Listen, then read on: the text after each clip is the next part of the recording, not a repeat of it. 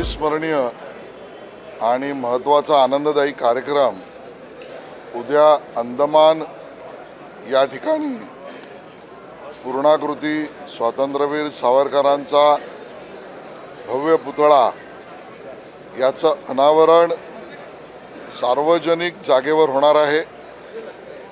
बरोबरीने ने मजसीने हे जे गीत स्वातंत्र्यवीर सावरकरांनी लिहिलं, ज्याला पंडित हृदयनाथ मंगेशकर यांनी चाल दिली, त्याला 115 वर्ष होऊन गेली।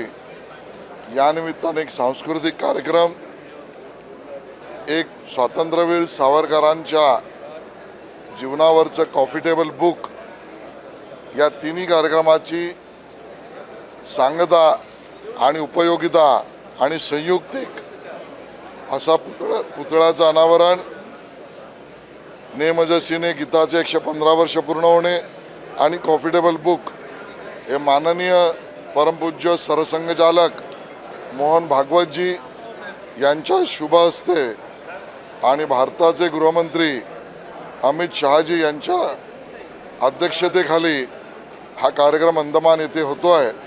त्या कार्यक्रमात सहभागिता आणि सहयोगिता देण्याचं पुण्यकर्म मला करायला मिळालं। असा एक अविस्मरणीय कार्यक्रम की ज्या ठिकाणी पंडित हृदयनाथ मंगेशकरजी, उषा मंगेशकरजी हे मंगेशकर कुटुंब सुद्धा अंदमानला त्या ठिकाणी येणार आहे आणि ते गीत ने मजसीने हेही सादर करणार आहेत। हा कार्यक्रम सगळ्यांसाठी खुला आहे।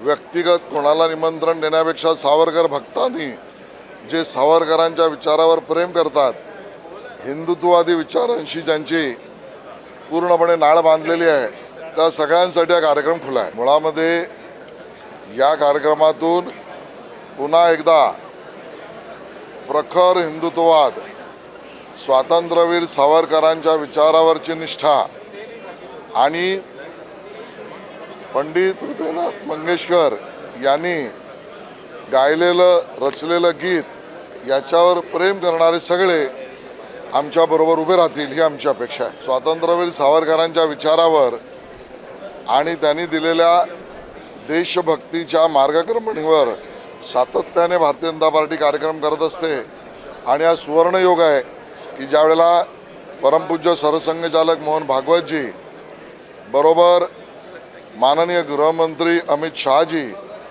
आणि मंगेशकर कुटुंब हे एकत्रित येत आहेत। आम्हालाही सहभागिता मिळते आहे। नरेंद्र हेटे, अमेय हेटे व्हॅल्युएबल ग्रुप या सगळ्याच्या आयोजनामध्ये प्रमुख भूमिका करते आणि तिकडचे राज्यपाल लेफ्टनंट जनरल जे आहेत ते सुद्धा येत आहेत। मला वाटतं हा कार्यक्रमाचा सहभागिताच या कार्यक्रमाच्या माध्यमातून सावरकरांच्या विचारावर प्रतिबद्धता दाखवणार आहे। पुन्हा सांगतो, आमचंही ठरलं आहे, महायुतीमध्ये आम्ही निवडणूक लढवणार आहोत।